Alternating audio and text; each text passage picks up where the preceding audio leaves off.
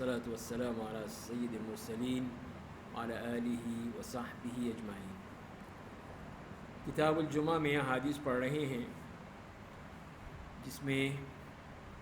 نماز کی طرف جانے کے حوالے سے ذکر کیا گیا ہے، جس کا قرآن کریم میں بھی یہی ارشاد باری تعالیٰ ہے کہ فَاسْعَوْا إِلَىٰ ذِكْرِ اللَّهِ، کہ اللہ کے ذکر کی طرف دوڑو، جلدی کرو۔ تو اسی لیے پھر یہ حکم آیا ہے ان آیات کی روشنی میں بھی کہ جمعے کے دن پھر کسی قسم کا کوئی کاروبار کرنا یا خاص طور پہ جمعے کے وقت کاروبار کرنا، دکانیں کھولنا، یہ چیزیں جو ہے یہ منع ہیں، نہیں کرنی چاہیے۔ جیسے اذان ہو یہ چیزیں بند کر دینی چاہیے۔ تو ابا بن رفاع کہتے ہیں کہ ابو عبس عبد الرحمن ابن جبر نے مجھے دیکھا جب میں جمعے کی نماز کے لیے جا رہا تھا، تو انہوں نے فرمایا کہ میں نے نبی کریم صلی اللہ علیہ وسلم کو کہتے ہوئے سنا ہے، من اغبرت قدماہ فی سبیل اللہ حرمہ اللہ علی النار، کہ جس کے پاؤں اللہ کی راہ میں خاک آلود ہو جائیں اللہ تعالیٰ جہنم پہ اس کو حرام قرار دے دیتے ہیں۔ یعنی مطلب یہ ہوا کہ جو بھی کام اللہ کی راہ میں کیا جائے، مسجد کو جانا، مسجد سے نکلنا، نیک کام کے لیے جانا، وہ اللہ کی راہ میں ہے، اللہ کے دین کے لیے ہے۔ تو لہذا جو شخص بھی کوشش کرتا ہے، نماز کے لیے آتا ہے، جمعے کے لیے آتا ہے، یا اور کوئی نیک کام کرنے کے لیے جاتا ہے، تو وہ سب جو ہے اللہ کی راہ میں ہی شمار کیے جائیں گے۔ تو اسی لیے پھر اللہ تعالیٰ اس کے لیے یہ جزا دیتے ہیں کہ اس کو جہنم پر حرام قرار دیتے ہیں۔ مطلب یہ کہ وہ جہنم میں نہیں جائے گا، وہ جنت میں جائے گا۔ اگلے باب میں فرماتے ہیں باب لا یفرق بین اثنین یوم الجمعہ، کہ جمعے کے دن دو افراد کو الگ نہیں کیا جائے گا۔ مطلب یہ ہے کہ آپ صلی اللہ علیہ وسلم نے ایک شخص کو دیکھا کہ وہ لوگوں کی گردنیں پھلانگتا ہوا آ رہا ہے، اس طرح آ رہا ہے کہ لوگوں کے اوپر سے پھلانگتا ہوا آگے جانے کے لیے۔ تو نبی کریم صلی اللہ علیہ وسلم نے سختی سے منع کیا اور فرمایا کہ بیٹھ جاؤ، تم نے لوگوں کو بہت تکلیف دے رہے ہو۔ تو یہ اس بات کی دلیل ہے کہ اس طرح جمعے کے دن لوگوں کو تکلیف نہیں دینی چاہیے۔ جہاں جگہ ملے وہاں بیٹھ جائے، آگے جگہ ہے تھوڑی بہت ہے تو وہاں پہ دیکھ لے، بیٹھ سکتا ہے تو بغیر کسی کو تکلیف دیے ہوئے۔ اب کوئی بیٹھا ہوا ہے وہ لوگوں کو ہٹا رہا ہے کہ مجھے جگہ دو، مجھے نکلنے دو، پھلانگتا ہے، تو یہ چیز جو ہے یہ انتہائی تکلیف دہ ہے، جس سے منع کیا گیا ہے۔ اور اسی طرح یہ اگلے باب میں یہ فرماتے ہیں کہ کوئی بھی جمعے کے دن کسی بھی اپنے مسلمان بھائی کو اس کی جگہ سے نہ اٹھائے اور پھر اس کے بعد اس کی جگہ پر بیٹھ جائے۔ جیسے کہ عبداللہ ابن عمر رضی اللہ تعالیٰ عنہ فرماتے ہیں کہ نبی کریم صلی اللہ علیہ وسلم نے منع فرمایا ہے کہ کوئی بھی شخص اپنے بھائی کو اس کی جگہ سے اٹھائے اور خود اس میں بیٹھ جائے۔ اور ایک اور حدیث روایت میں یوں آیا کہ کسی کو اٹھایا جائے اس کی مجلس سے، اس کی جگہ سے، اور وہاں پہ بیٹھا جائے، اس کے بجائے تم چاہیے کہ تم لوگوں کے لیے جگہ کرو، اس میں جگہ پیدا کرو۔ اسی لیے عبداللہ ابن عمر رضی اللہ تعالیٰ عنہما یہ بہت ہی ناپسند کرتے تھے کہ کوئی بھی شخص جو ہے اپنی جگہ سے اٹھے اور پھر وہ اس کی جگہ دوسرا شخص آ کر بیٹھ جائے۔ تو یہ بھی جمعے کے آداب میں اور مسجد کے آداب میں سے شامل ہے کہ جو جس کو جگہ ملی ہے وہ زیادہ حقدار ہے۔ وہ پہلے آیا ہے تو پہلا حق ہے اس کا کہ وہ آ کر بیٹھے وہاں پر۔ اب کسی اور کا حق نہیں ہے کہ وہ آ کے تم اٹھو چلو نکلو یہاں سے، پیچھے جاؤ، یہ غلط بات ہے، یہ اس چیز سے منع کیا گیا ہے۔ جیسے کہ بڑی مسجدوں میں ہے یا جہاں پر کوئی VIP آتے ہیں تو ان کے لیے پھر جگہ خالی کروائی جاتی ہے، لوگوں کو ہٹایا جاتا ہے، تو یہ غلط بات ہے، اس طرح نہیں کرنا چاہیے کہ ان کو تو جہاں جگہ ملی ہے وہاں بیٹھ جائیں، جہاں پہ وہ بھی انسان ہیں، وہ بھی مسلمان ہیں جیسے باقی مسلمان ہیں، تو ان کے لیے کیا ہے کہ ان کی جگہ خالی رکھی جائے، تو ان کو بھی پھر وہیں بیٹھنا چاہیے جہاں دوسرے لوگ بیٹھے ہوئے ہیں۔ اگر آنا ہے تو جلدی آئیں، پہلے جگہ پائیں اس کو، اور یہ اپنی دوسری جگہ اس کی جگہ خود بیٹھنا، تو یہی اس سے منع فرمایا گیا ہے۔ یہی چیز جو تھی یہ نبی کریم صلی اللہ علیہ وسلم نے سختی سے منع فرمایا اس بات سے، بلکہ یہ کہا کہ جگہ کرنی چاہیے کہ تم اس طرح بیٹھو کہ اور بھی آ جائے۔ اگر تم سب جو ہیں وہ پھیل کے بیٹھ جاؤ گے، جگہ گھیر لو گے، تو دوسرے لوگوں کو کہاں جگہ ملے گی؟ اس کے بجائے جو ہے تم اس طرح بیٹھو کہ اور لوگوں کو بھی جگہ مل جائے تو یہ کوشش کرنی چاہیے. تو یہ جمعے کے دن ہو یا کوئی بھی نماز ہو، کوئی بھی وقت ہو، تو جو بھی جہاں پر آیا ہے وہ اس کا مقام ہے، اس کی جگہ ہے، وہ وہاں پر بیٹھ کر نماز پڑھ سکتا ہے. اذان کے بارے میں جمعے کے دن جو ہے یہ فرمایا گیا، جس میں صاحب ابن یزید رضی اللہ تعالیٰ عنہ فرماتے ہیں کہ جمعے کے دن جو اذان دی جاتی تھی وہ اس وقت دی جاتی تھی جب امام آ کے ممبر پر بیٹھتا تھا. تو یہی طریقہ تھا نبی کریم صلی اللہ علیہ وسلم کے عہد میں، پھر حضرت ابوبکر کے عہد میں، پھر حضرت عمر رضی اللہ تعالیٰ عنہ کے عہد میں، اور پھر جب عثمان رضی اللہ تعالیٰ عنہ کی خلافت تھی، لوگ بہت زیادہ ہو گئے مدینے میں، تو پھر انہوں نے ایک اور اذان کا حکم دیا،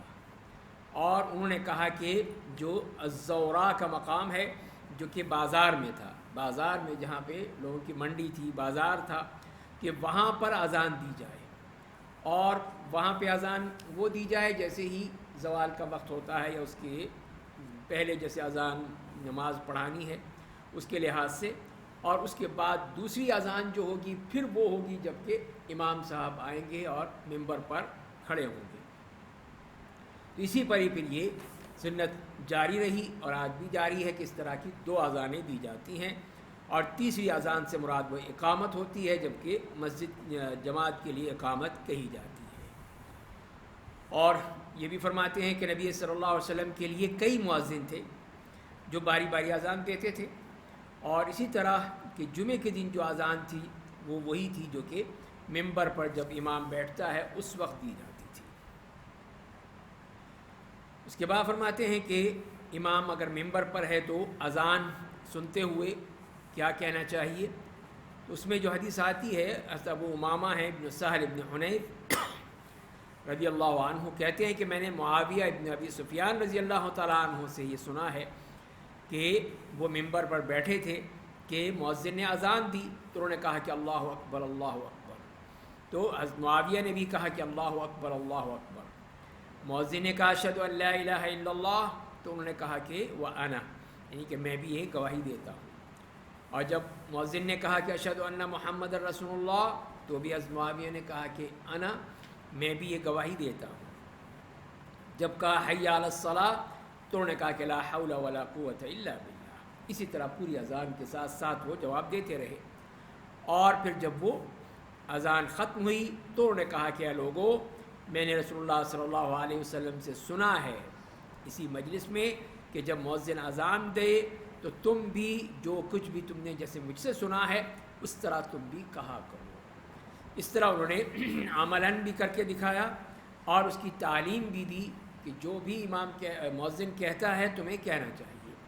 سوائے حی علی الصلاۃ حی علی الفلاح کے جواب میں لا حول ولا قوۃ الا باللہ کہا جائے گا. تو یہ طریقہ بتایا. تو یہ تمام جو اذانیں ہوتی ہیں اس وقت بھی ہمیں کہنا چاہیے، اور اس کے ساتھ ساتھ جمعے کے دن بھی جب اذان ہوتی ہے، لوگ بیٹھے ہوتے ہیں مسجد میں، تو لوگوں کو بھی کہنا چاہیے اور امام کو بھی ساتھ ساتھ کہنا چاہیے تاکہ یہ سنت پر عمل ہو سکے. ممبر پہ خطبہ دینے کے حوالے سے حدیث آئی ہے کہ ابو حازم نے دینار کہتے ہیں کہ کچھ لوگ آئے حضرت سہل ابن سعد الساعدی رضی اللہ تعالیٰ عنہ کے پاس، اور وہ اس بات میں بحث کر رہے تھے کہ یہ ممبر جو ہے رسول اللہ صلی اللہ علیہ وسلم کا، یہ کس لکڑی کا بنا ہوا ہے، کون سی لکڑی ہے جس سے بنایا گیا ہے. تو اس کے بارے میں پوچھا انہوں نے، تو حضرت سہل نے کہا کہ اب لوگوں میں سے کوئی نہیں رہا جو بتا سکے اس کے بارے میں. مجھے اس کے بارے میں معلوم ہے، میں جانتا ہوں کہ یہ کس لکڑی سے بنی ہے، اور میں پہلے دن جب یہ رکھا گیا تھا اس دن مجھے بھی یاد ہے، اور جس دن نبی کریم صلی اللہ علیہ وسلم اس پر تشریف فرما ہوئے تھے وہ بھی مجھے یاد ہے. اور ہوا یہ تھا کہ نبی کریم صلی اللہ علیہ وسلم نے ایک مہاجر خاتون تھی، اس کو کہا تھا کہ تمہارا جو غلام ہے وہ کارپینٹر ہے، وہ بڑھئی ہے، تو اس کو کہو کہ وہ میرے لیے ایک ممبر بنا دے. تو اس نے جب انہوں نے پھر کہہ دیا اپنے غلام کو کہ یہ تم ممبر بنا دو، تو انہوں نے پھر طرفا الغابہ جو لکڑی تھی، یعنی اس لکڑی کا نام ہے طرفا، اس لکڑی سے لے کر اس سے کاٹ کے پھر وہ ممبر بنایا تھا. تو اس کے بعد جب نبی کریم صلی اللہ علیہ وسلم کے پاس آیا اور مسجد میں لایا گیا تو پھر وہ آپ نے اس پر کھڑے ہو کر خطبہ دیا ہے، اور نبی کریم صلی اللہ علیہ وسلم نے کہا کہ یہاں پہ رکھ دیا جائے، اور وہیں پہ رکھ دیا گیا۔ آپ اس پر تشریف فرما ہوئے، اور پھر فرماتے ہیں کہ میں نے خود دیکھا کہ رسول اللہ صلی اللہ علیہ وسلم نے نماز پڑھی۔ نماز جب پڑھائی ہے اس کے قبلے کے ساتھ، اور وہاں پہ کر دیا گیا، اور آپ نے قبلہ رخ کھڑے ہوئے اور آپ نے تکبیر کہی، یعنی یہ بتا رہے ہیں کہ نبی کریم صلی اللہ علیہ وسلم نے ممبر پر کھڑے ہو کے نماز پڑھائی۔ کیوں؟ تاکہ لوگ دیکھ سکیں اور سیکھ سکیں کہ نبی کریم صلی اللہ علیہ وسلم نے نماز کیسے ادا کی ہے۔ تو آپ نے اس پر کھڑے ہو کر تکبیر کہی، لوگ بھی آپ کے پیچھے کھڑے ہو گئے، تلاوت کی، رکوع کیا، لوگوں نے بھی رکوع کیا، پھر آپ کھڑے ہوئے، پھر آپ نیچے آ گئے۔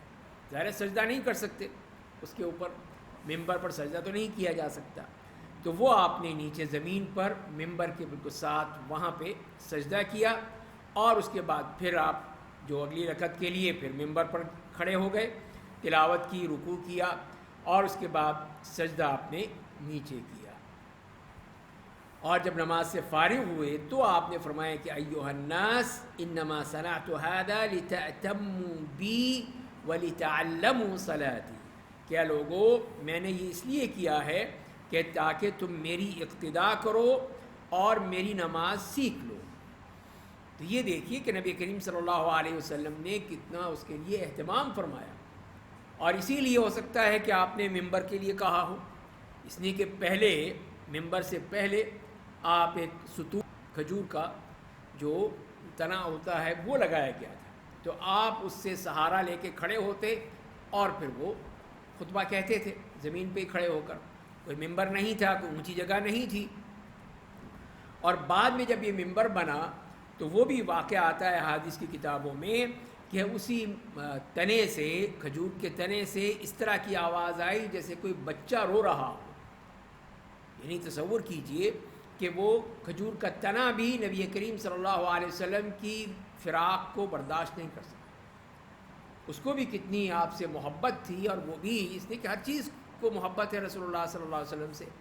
تو وہ بھی برداشت نہیں کر سکا کہ آپ اس کو چھوڑ کے آپ ممبر پر کھڑے ہو گئے۔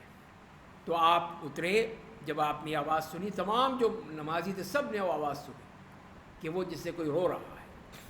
تو آپ اس کے پاس گئے اور آپ نے اس کو تھپ تھپایا، جیسے بچہ روتا ہے تو آپ اس کو تھپ تھپاتے ہیں، خاموش کراتے ہیں، بالکل اسی طرح نبی کریم صلی اللہ علیہ وسلم اس کھجور کے تنے کے پاس گئے اور آپ نے اس کو تھپ تھپایا جیسے کسی بچے کو، یہاں تک کہ اس کی آواز، اور پھر آ کے اپنے خطبہ آپ نے مکمل کیا۔ تو یہاں پہ پھر آپ نے نماز بھی پڑھائی کھڑے ہو کر، وہ بھی اسی لیے تاکہ ایک نماز جو کہ بہت ہی اہمیت کا کام ہے، اور خاص طور پہ کہ نماز کو پھر اسی طرح ادا کیا جائے جو کہ نبی کریم صلی اللہ علیہ وسلم کا طریقہ ہے، جو آپ کا طریقہ ہے، اسی لیے آپ نے اسی کے لیے تاکید کی کہ اس طرح نماز پڑھو جیسے کہ تم نے مجھے نماز پڑھتے ہوئے دیکھا ہے۔ تو اب ہم نے تو نہیں دیکھا، وہ تو صحابہ اکرام نے دیکھا تھا، تو ہمارے لیے یہ کتابیں ہیں، یہ احادیث کی کتابیں ہیں، اس میں ہر چیز جو ہے بیان کر دی گئی ہے کہ نبی کریم صلی اللہ علیہ وسلم کا طریقہ نماز کیا تھا۔ تو لہذا پھر ایک مسلمان کے لیے ضروری یہی ہے کہ وہ اس بات کا خیال رکھے کہ اس کی نماز جو ہے وہ نبی کریم صلی اللہ علیہ وسلم کی نماز ہونی چاہیے، اور اسی کے مطابق وہ نماز ادا کرنی چاہیے۔ اور پھر خطبے کے بارے میں یہ بھی ہے کہ خطبہ کھڑے ہو کر دیا جائے، جیسے کہ حضرت ابن عمر رضی اللہ تعالیٰ عنہ فرماتے ہیں کہ کان النبی صلی اللہ علیہ وسلم یخطب قائما ثم یقعد ثم یقوم کما تفعلون الآن، کہ نبی کریم صلی اللہ علیہ وسلم کھڑے ہو کر خطبہ کیا کرتے تھے، پھر بیٹھتے تھے اور پھر کھڑے ہوتے تھے جیسے کہ تم لوگ کرتے ہو، یعنی وہی جو آپ کا طریقہ تھا کہ آپ خطبے کے لیے کھڑے ہوتے، پہلا خطبہ ارشاد فرماتے، پھر بیٹھ جاتے، پھر کھڑے ہوتے اور دوسرا خطبہ ارشاد فرماتے۔ تو یہی طریقہ نبی کریم صلی اللہ علیہ وسلم کا طریقہ ہے۔ اور جو خطبے میں کیسے آپ فرمایا کرتے تھے، تو اس میں جیسے کہ حدیث میں آتا ہے کہ عامر بن تغلب رضی اللہ تعالیٰ عنہ فرماتے ہیں کہ نبی کریم صلی اللہ علیہ وسلم کے پاس ایک دفعہ ایک مال آیا، یا غلام آئے کسی غزوے کے تھے یا ویسے بھیجے گئے آپ کے پاس، تو آپ نے تقسیم کر دیے لوگوں میں، جو اس کے مستحقین تھے وہ تقسیم کر دیے۔ تو کچھ لوگوں کو دیا آپ نے، کچھ لوگوں کو نہیں دیا۔ ظاہر ہے کہ آپ سمجھتے تھے کون مستحق ہے اور کون مستحق نہیں ہے۔ تو جن لوگوں کو آپ نے چھوڑ دیا تھا ان کو بڑا افسوس ہوا کہ ہمیں نہیں دیا، ان کو دے دیا، ہمیں کیوں نہیں دیا یہ۔ تو نبی کریم صلی اللہ علیہ وسلم کو جو یہ بات پہنچی، آپ نے یہ سنی، تو آپ پھر ممبر پر تشریف لائے، آپ نے اللہ کی حمد و ثنا بیان کی، اور اس کے بعد یہ فرمائے کہ اما بعد، کہ اب اس کے بعد یہ میرا قول ہے کہ فواللہ انی لاعطی الرجل وادع الرجل، کہ اللہ کی قسم میں ایک شخص کو میں دیتا ہوں اور دوسرے کو میں نہیں دیتا۔ والذی ادع احب الی من الذی اعطی، اور جس کو میں نہیں دیتا وہ میرے ہاں زیادہ محبوب ہے اس سے کہ جس کو میں نے دیا ہے۔ ولیکن اعطی اقواما لما ارى فی قلوبہم من الجزع والہلع، لیکن میں ان کو دیتا ہوں، ان لوگوں کو جن کے بارے میں جانتا ہوں کہ ان کے دلوں میں کسی قسم کا خوف موجود ہے، کسی قسم کا شک و شبہات موجود ہیں، ان کو میں دیتا ہوں۔ وَأَكِلُ أَقْوَامًا إِلَى مَا جَعَلَ اللَّهُ فِي قُلُوبِهِم مِّنَ الْغِنَى وَالْخَيْرِ، اور کچھ لوگوں کو میں اللہ کی طرف چھوڑ دیتا ہوں اس لیے کہ ان کے دلوں میں ایک تو وہ غنا ہے، یعنی کہ بے نیازی ہے، ان کو ضرورت نہیں ہے، اور خیر ہے ان میں، ان کا ڈر نہیں ہے مجھے، ان کو میں نہیں دیتا۔ فیہم عمرو بن تغلب، اور انہی میں سے عمرو بن تغلب ہیں۔ فواللہ ما احب ان لی بکلمۃ رسول اللہ صلی اللہ علیہ وسلم حمر النعم، تو کہتے ہیں کہ نبی کریم صلی اللہ علیہ وسلم کی یہی بات جو ہے میرے لیے اتنی قیمتی ہے، اتنی قیمتی ہے کہ سرخ اونٹ بھی مجھے دیے جائیں تو اس سے بڑھ کر کوئی بات ہو نہیں سکتی، کیا آپ نے خود میرا نام لیا۔ تو بہرحال وہ مثال اس بات کی دے رہے ہیں کہ آپ کا خطبہ کیسے ہوتا تھا۔ تو خطبہ آپ کا یہ ہوتا تھا کہ پہلے آپ اللہ تعالیٰ کی حمد و ثنا بیان کرتے تھے اور اس کے بعد پھر اپنی بات کہتے تھے۔ تو یہاں پر بھی یہی آپ نے بات کہی کہ ان لوگوں کو جو شکایت ہوئی ہے کہ میں نے ان کو نہیں دیا مال، جو میرے پاس مال غنیمت آیا تھا میں نے نہیں دیا، تو اس کے اوپر یہ لوگ ناراض ہو رہے ہیں۔ تو یہ جان لیں کہ میں کسی کو دیتا ہوں اور کسی کو نہیں دیتا، تو جس کو میں دیتا ہوں وہ اس لیے دیتا ہوں کہ مجھے اس کے ایمان کا خطرہ ہوتا ہے، کہ اس کے ایمان میں کوئی شک ہے، نیا نیا مسلمان ہوا ہے یا کوئی اور وجہ ہے، تو اس کو دیتا ہوں کہ تاکہ وہ ہمارے ساتھ جڑا رہے۔ جیسے کہ زکوٰۃ میں مؤلفۃ القلوب کا ذکر آتا ہے دل کی تالیف کے لیے، اسی طرح یہ آپ فرمایا کرتے تھے۔ اور کچھ لوگ وہ ہیں جن کا مجھے ڈر نہیں ہے کہ ان کے پاس ہے بھی اور وہ خیر کے بھی موجود ہے، نیک لوگ ہیں، ایمان پکا ہے، تو ان کی مجھے ڈر نہیں ہے، اسی لیے میں ان کو نہیں دیتا۔ حالانکہ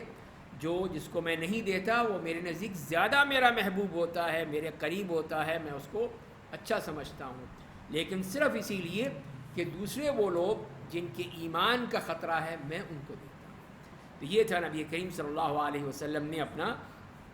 مقصد بیان کر دیا۔ اور ابن عباس رضی اللہ تعالیٰ عنہ فرماتے ہیں کہ نبی کریم صلی اللہ علیہ وسلم جب اس بیماری میں تھے جس میں آپ کا انتقال ہوا، تو آپ ممبر پر تشریف لے گئے، اور یہ آخری آپ کی وہ مجلس تھی جب آپ تشریف لائے تھے۔ تو آپ نے کندھوں پر ایک چادر اوڑھی ہوئی تھی اور سر پہ ایک وہ پٹی باندھ رکھی تھی اپنے سر کی تکلیف کی وجہ سے۔ تو یہاں پہ بھی پہنچ کے پھر آپ نے حمد و ثنا بیان کی، اللہ تعالیٰ کی حمد و ثنا بیان کرنے کے بعد پھر یہ فرمایا کہ ایھا الناس الیہ، اے لوگو میری طرف آؤ، میری طرف آؤ، ان کو قریب کیا۔ فذهبوا الیہ، سب لوگ قریب آ گئے، اور اس کے بعد آپ نے فرمایا کہ اما بعد ایھا الناس فإن هذا الحي من الانصار یقلون، کہ لوگو سنو، اس لیے کہ یہ جو انصار ہیں، انصاری، یہ لوگ کم ہوتے چلے جائیں گے، کم ہوتے چلے جائیں گے، ان کی تعداد کم ہو جائے گی، یہاں تک کہ اس طرح ہو جائے گی جیسے کہ کھانے میں نمک ہوتا ہے، اس طرح یہ لوگ ہو جائیں گے۔ وَيَكْثُرُ النَّاسِ، دوسرے لوگ بڑھ جائیں گے، دوسرے لوگ زیادہ ہوں گے۔ فَمَنْ وَلِيَ مِنْكُمْ شَيْئًا مِنْ أُمَّةِ مُحَمَّدٍ صلی اللہ علیہ وسلم فَاسْتَطَاعَ أَنْ يَضُرَّ فِيهِ أَحَدًا أَوْ يَنْفَعَ فِيهِ أَحَدًا فَلْيَقْبَلْ مِن مُحْسِنِهِمْ وَيَتَجَاوَزْ عَن مُسِيئِهِمْ۔ تو آپ نے فرمایا کہ دیکھو میری امت میں سے کسی کو بھی کوئی حکومت ملے، اقتدار ملے، اور پھر وہ اس بات کا حق رکھتا ہو یا اس بات کی طاقت رکھتا ہو کہ کسی کو نقصان پہنچا سکے یا کسی کو نفع پہنچا سکے، تو اس کو چاہیے کہ ان کے جو اچھے لوگ ہیں ان سے قبول کر لے، ان کی بات کو قبول کر لے، اور جو ان کے برے ہیں ان سے درگزر کر لے۔ تو یہ ہے آپ نے انصار کی بھی یہاں پہ وہ فضائل بیان کر دیے، ان کی منقبت بیان کر دی، ان کا مقام بیان کر دیا کہ وہ جو بھی ہیں ان کا بہت بڑا مقام ہے، اس لیے کہ انہوں نے قربانی دی تھی، انہیں مہاجرین کو اپنے ہاں جگہ دی، ان کا استقبال کیا، ان کو ہر طرح سے آسانیاں دیں، اور نبی کریم صلی اللہ علیہ وسلم کو سب سے بڑھ کر تو یہ ہے کہ آپ کو انہوں نے